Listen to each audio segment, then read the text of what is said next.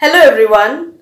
I hope before coming for this session you all did a secondary research on FPOs, cooperatives and PRA tools which I have asked you all to do in previous session.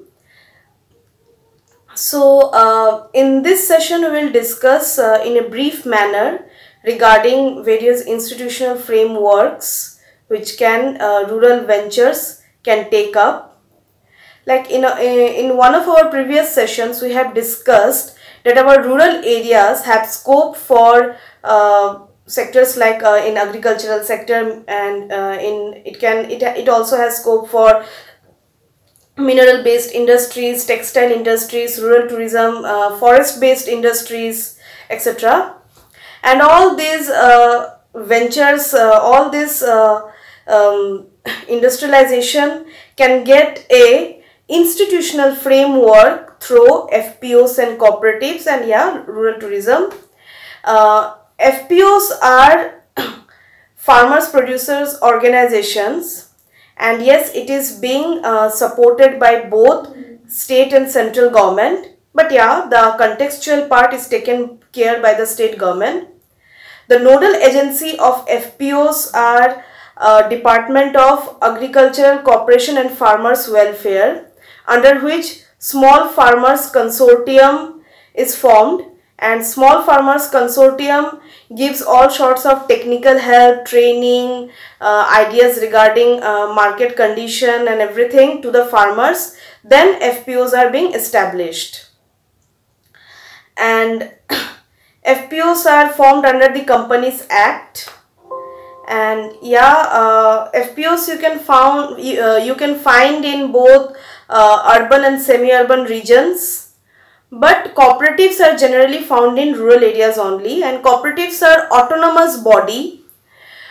They are generally formed to give the marginalized entrepreneurs, marginalized workers, they can be farmers or they can be something else as well, to give a bargaining power. Because when they come they all come together under one umbrella, and they do a particular activity, then that gives them a power of unity, that gives them the power of bargaining, and they all of them can always be there for one another, and that is one of the advantages of cooperatives, of forming cooperatives. And yes, there are various legal differences between cooperatives and FPOs, which I am sure you all have found during your secondary research. And rural tourism is also a very great initiative under the campaign Incredible India. Many Bollywood celebrities are brand ambassador of the campaign Incredible India. And in states like Gujarat, Rajasthan, West Bengal, rural tourism is doing great business. It is also a cultural evolution. It is also a way to preserve social sustainability. It helps to reduce the gap between rural people and urban people. It helps in cultural exchanges. Rural areas are our heart. As in one of the sessions I have said that heart of rural areas lies in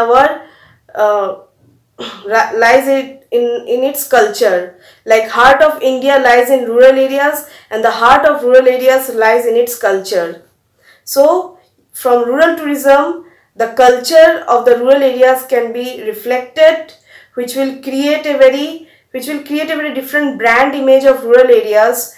And people will be aware that rural areas are as lucrative enough as urban areas to start any business venture. So these are certain areas which we have discussed in this session: FPOs, cooperatives and rural tourism. So because these things have great scope currently in rural areas. And our rural areas has many other potential factors to start any business venture. Rural areas are low cost. Rural areas have manpower, and rural areas are bestowed with natural resources. And skilled, unskilled, that's totally a different thing, but rural people, rural workforce are really hardworking. So these are the potentials of our rural areas which an aspiring entrepreneur must tap.